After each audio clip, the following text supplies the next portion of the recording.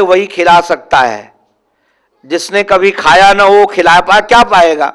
मैं कई बार कहता हूं कि जिसको डायबिटीज 400 के ऊपर रहती हो, उससे भोजन क्या क्या बनवाना है उससे कभी मीनू मत बनवाना, नहीं तो वो मिठाई उसमें रखेगा ही नहीं।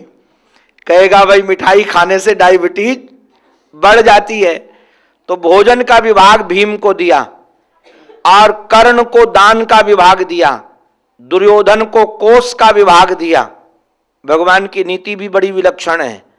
ये दुर्योधन महाराज जी पहले की यज्ञ की बात है, बाद में तो ये रहे नहीं। पहले यज्ञ हुआ उसमें ही विभाग बांटा था भगवान ने, उसमें ऐसे ऐसे लोगों को दिया, विभाग दिए भगवान ने।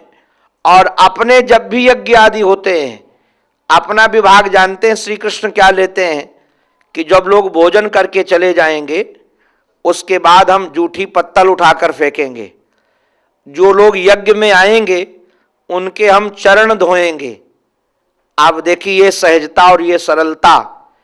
एक बार बड़ा बना दिया जाए किसी को छोटा बनना नहीं चाहता है। सेवा का ये धर्म सीखना हो तो निश्चित रूप से मैं तो कई बार कहता हूं गुरुद्वारों में जाकर के देखो। जो सेवा का धर्म गुरुद्वारों में देखने को मिलता है हमको आज तक कहीं नहीं मिला। मैं तो वंदन करता हूं और सेवा का स्वरूप यही है। मैं तो अमृतसर गया था, मेरे साथ में कई लोग थे, तो स्वाभाविक है उनको वहां की विधा पता नहीं थी। तो जो वो लोग अंदर गए पैर धोए और पैर धोकर वैसे गीले पैर से चल पड़े। हमारे यहाँ मंदिर में ऐसे चल पड़े तो डांट और देंगे लोग। हमने देखा माताओं ने उनको रोका नहीं, डांटा नहीं कि गीले पैर क्यों जा रहे हो, पोंछ करके जाओ।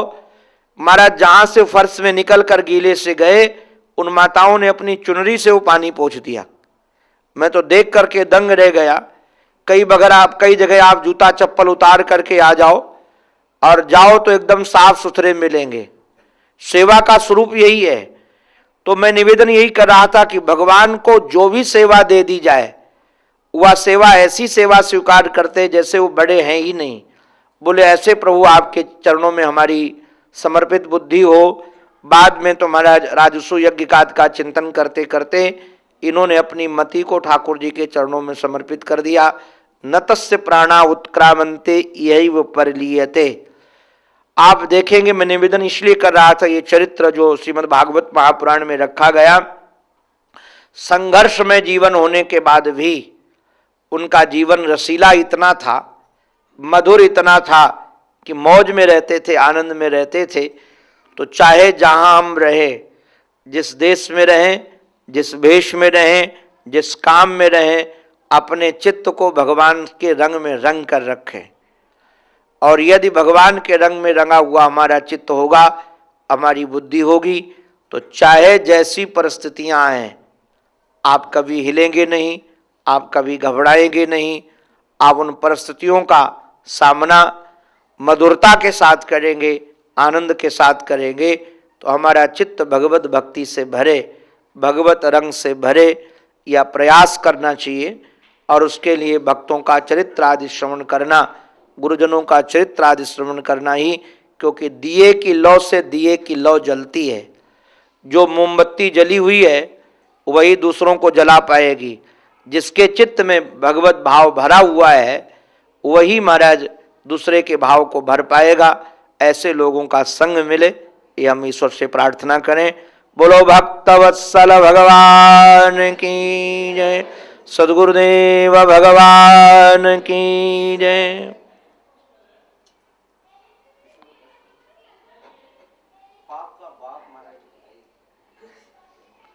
नारायण नारायण नारायण। एक प्रश्न हुआ है, इसके मूल में आप लोग थोड़ा चिंतन करेंगे तो उसको समझ पाएंगे। संसार में जितनी भी घटनाएं घटती हैं उन घटनाओं के पीछे कोई ना कोई कारण होता है। जैसे उदाहरण के लिए ये माइक बना हुआ दिख रहा है, इसको बनाने वाला कोई जरूर है। पुत्र दिख रहा है तो उसके पीछे उसका पिता है, कहीं भी क्यों न हो। भले पिता नजर नहीं आता है, किंतु कहीं न कहीं उसका पिता है। तो हमारे लोगों के जीवन में जो कष्ट मिलता है वो 3 प्रकार से हमको कष्ट मिलता है, दैहिक, दैविक, भौतिक। ये 3 प्रकार के, शारीरिक ताप, मानसिक ताप और देवताओं के द्वारा प्रदत्त ताप। कई बार हमारे पास सब कुछ होता है किंतु हम मन से अशांत होते हैं। कमी वस्तु की नहीं है किंतु तब भी हम दुखी हैं। कई बार हमारे पास सब कुछ होता है किंतु शरीर हमको दुख देता है, रोग हमको दुख देते हैं। कई बार सब कुछ होने के बाद देवताओं के द्वारा अकस्मात कोई घटना घट जाती, उससे हम दुखित होते हैं। तो इन दुखों का कारण क्या है?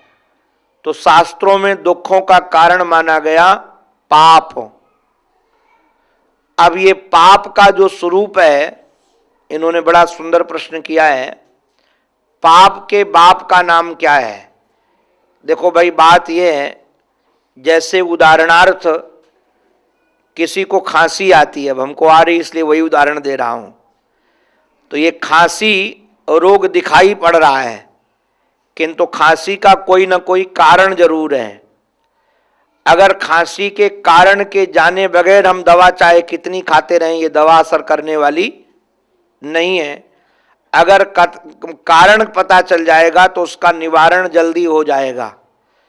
तो जो हमको कष्ट मिल रहा है, ध्यान दीजिए, ये पाप के कारण है। किंतु पाप का क्या कारण है? पाप के कारण का नाम, पाप के बाप का नाम क्या है? अगर ये पता चल जाए पाप के बाप का नाम, तो हम पाप के बाप को ही मिटा दें तो अपने आप पाप पैदा नहीं होगा। और जब कारण नहीं होगा तो कार्य नहीं होगा, तो ताप नहीं मिलेगा। शास्त्रों में इसको श्रीमद् भागवत महापुराण में पाप के बाप के नाम के रूप में रखा गया हिरण्याक्ष। ये 2 असुर हैं, हिरण्याक्ष और हिरण्यकश्यप। आप लोगों ने शायद नाम सुना होगा। ये हिरण्यकश्यप का ही पुत्र है प्रहलाद। ये हिरण्याक्ष और हिरण्यकश्यप के नाम पर यदि विचार करेंगे तो आपको पता चलेगा, हिरण्य माने होता है सोना। सोना संपत्ति का द्योतक है। जैसे हमारी माताओं की प्रॉपर्टी तो सोना ही है, जब तक ये न हो तब तक काम न बने। तो जो सोना है, इस पर जिनकी आंखें लगी रहें, अक्ष माने होता है आंखें। जैसे किसी का नाम मीनाक्षी होता है ना, तो मीन के समान आंखें हैं जिसकी, उसका नाम मीनाक्षी होगा। अक्ष माने आंखें होता है। तो हिरण्य माने सोना, संपत्ति, और संपत्ति पर ही जिसकी दृष्टि लगी रहे उसका नाम हो गया हिरण्याक्ष। अर्थात लोभ की वृत्ति। जो लोभ की वृत्ति है, अच्छा, ये लोभ का पाप कभी, महाराज लोभ का पेट कभी भरता नहीं है। आज तक कोई दुनिया में भर पाया नहीं है, क्योंकि जिम प्रति लाभ लोभ अधिकाई। जैसे जैसे लाभ होगा वैसे वैसे लोभ की प्रणाली बहुत बढ़ेगी। अब पता नहीं आप लोगों को इसका अनुभव है कि नहीं, हमें तो है। इसलिए उसके बाद हम बंबई में कथा कर रहे थे, सीक्रेट मामला है, किसी को बताना मत। बंबई में कथा कर रहे थे, आज से करीब हमको लगता है 15 साल को हो गए हों।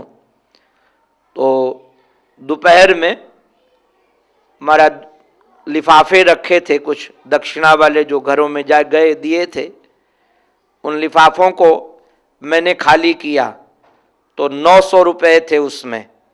दोपहर का टाइम था, तो मुझे लगा कि यदि 100 रुपया होता तो 1000 हो जाता, 100 रुपया होता तो 1000 हो जाता। सायंकाल किसी के घर में भोजन करने गए तो महाराज उसने दिया 500। अब जब लगाया उसके साथ तो गिना तो हो गए 1400। अब लगा कि 600 होते तो 2000 हो जाता। ये सायंकाल की घटना है। मैं विचार करने लगा कि श्रवणानंद, दोपहर में तेरे को मांग थी 100 की, ज्यादा मांग नहीं थी, 100 की थी। 100 में आप 1000 सोच रहे थे। और ये सायंकाल आते आते ये 10 घंटा भी नहीं बीते और 10 घंटा के अंदर ही तेरी मांग हो गई 600 की। मैं दंग रह गया कि इतनी जल्दी ये मांग क्यों बढ़ी, जो 100 की मांग थी वो 600 की क्यों हो गई? ये इसलिए हो गई कि 500 का लाभ हो गया। तो जैसे जैसे लाभ होता है वैसे वैसे लोभ की प्रवृत्ति बढ़ती है। तो मैं दृष्टांत दे रहा था आपको कि आप समझ सकोगे।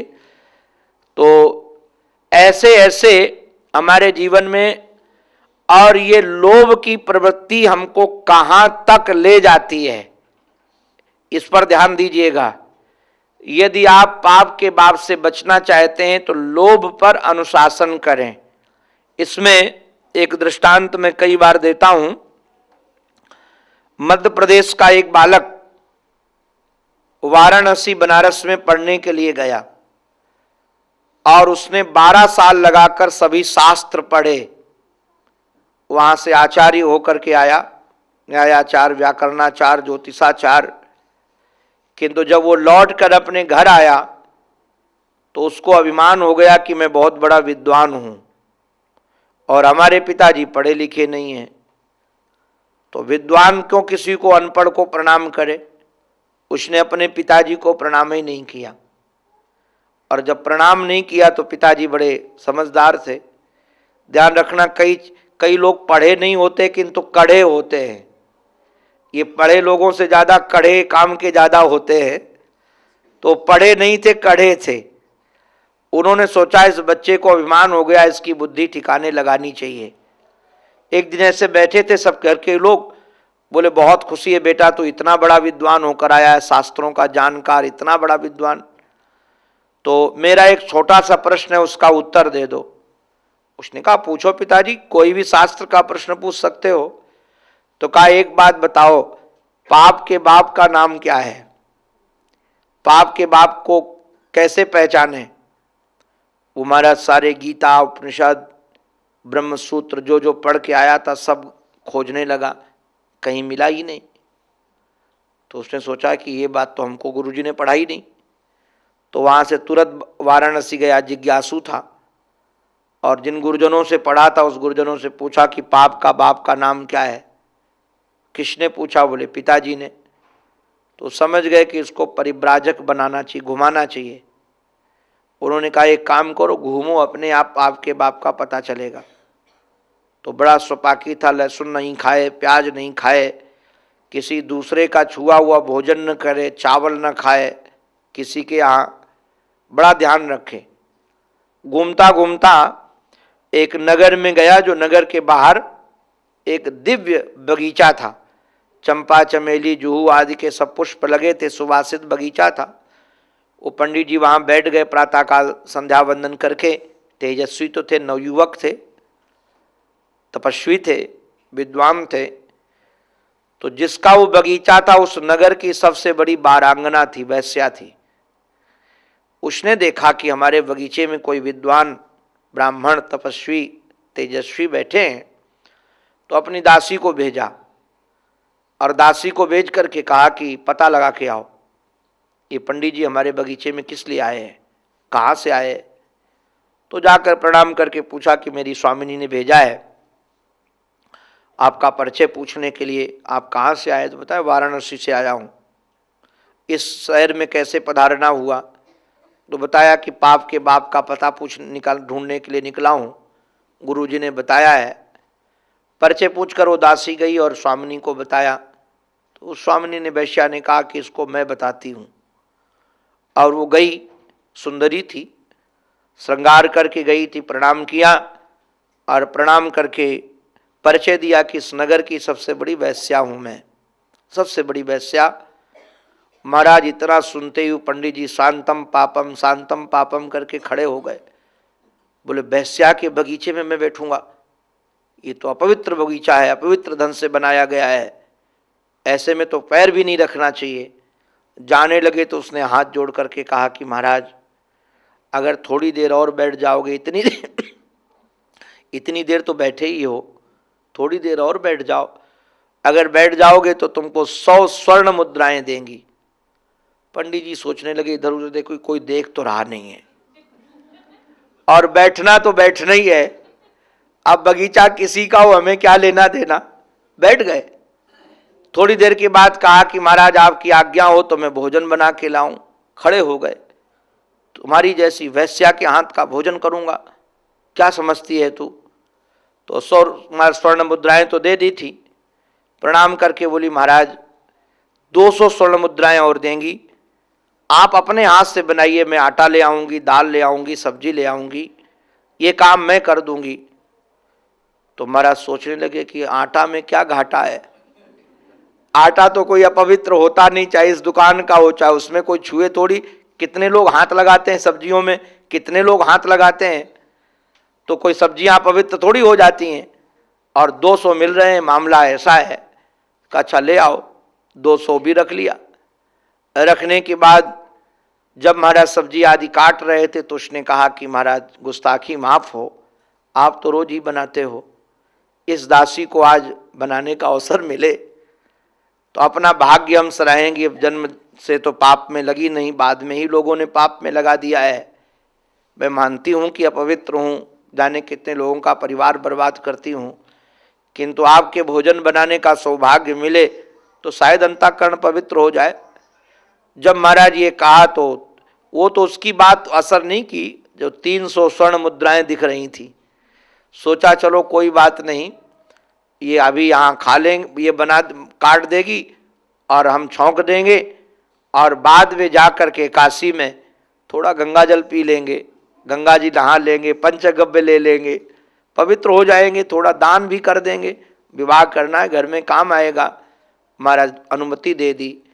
जब भोजन बनाने की अनुमति 400 मुद्रा में दे दी, जब भोग लगा करके ग्रास तोड़ रहे थे तो दूर खड़ी खड़ी बोली महाराज अंतिम प्रार्थना है, इस दासी की स्वीकार हो, बड़ी विनम्रता से हमारे हाथ से एक ग्रास खा लो। पंडित जी बड़े नाराज हुए, तुम्हारी जैसी अपवित्र स्त्री को मैं छूंगा, तेरे हाथ का ग्रास खाऊंगा? उसने कहा विचार कर लो, 500 दूंगी। पंडित जी इधर उधर देखने लगे, कोई दिख रहा नहीं था। सोचे अपना हाथ या किसी का हाथ, हाथ तो हाथ ही है, अब हाथ में क्या पवित्रता है, क्या पवित्रता है, इतने पवित्र ढंग से आई है। तो कहा ठीक है खिला दो, एक ही ग्रास खिलाना, अब बाद में कोई बात तुम्हारी नहीं सुनेंगे। उसने कहा ठीक है। महाराज उसने ग्रास तोड़ा और ये मुख खोले तो आंख बंद थी। उसने ग्रास तो छोड़ा और एक तमाचा लगाया। पंडित जी एकदम तमाचा लगने से व्यथित हो गए, आंख खोली तो कुपित होकर के उसको कुछ बोल रहे थे, तू ऐसी अपवित्र वैश्या, तूने मुझे मारा। वो रोने लगी और रो करके बोली कोई मैं जन्मजात वैश्या नहीं हूं, जो आप मुझे देख रहे हो ना वैश्या, ये मैं जन्मजात वैश्या नहीं हूं। आप जो पता लगाने के लिए निकले थे कि पाप के बाप का नाम क्या है, मैं आपका जीवन बिगाड़ना नहीं चाहती थी। मैं तो पतित हो ही गई हूं, किंतु किसी तपस्वी तेजस्वी ब्राह्मण के तप को मैं खंडित करूं, ये मैं अपराध नहीं करूंगी। किंतु इतना जो अभिनय मैंने किया, ये सारा इसलिए किया कि आप पाप के बाप का पता लगाने निकले थे। तो मैं सोचूं ऐसे समझाऊंगी तो आपको समझ में आएगा नहीं। तो मैं पाप के बाप का पता बता रही थी, तो मैं नाम बता रही थी। पंडित जी बोले क्या बता रही थी? बोले जो ब्राह्मण एक वैश्या के बगीचे में बैठना नहीं चाहता था, वही ब्राह्मण वैश्या के हाथ से खाने के लिए तैयार हो गया। क्यों तैयार हो गया? क्योंकि उसके चित्त में लोभ आ गया। ये पाप के बाप का नाम लोभ ही है। हमारे जीवन में यदि लोभ आ जाएगा हमारा, तो हम सारे अपराध करने के लिए तैयार हो जाएंगे। हम तो कई बार देखते हैं टीवी आदि में, कई घटनाएं ऐसी होती हैं कि बेटा अपने बाप को ही मार डालता है। किस लिए मार डाला? लोभ के लिए। पत्नी अपने पति को मार डाली, क्यों मार डाला? धन के लिए। माता पिता इतना प्रेम करते हैं महाराज बच्चों को, किंतु वही बच्चे यदि किसी गरीब से विवाह करना चाहे जाए तो लगेगा ये धन गलत जगह चला जाएगा, हमारा नाम खराब हो जाएगा, तो बच्चों को ही मार डालें।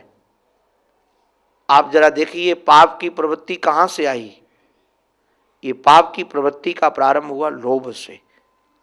इसलिए सजग ये रहें मैं तो कई बार एक सूत्र बोलता रहता हूं लोगों को, आवश्यकता की पूर्ति कभी रुकती नहीं है। आप बेफिक्र हो जाओ,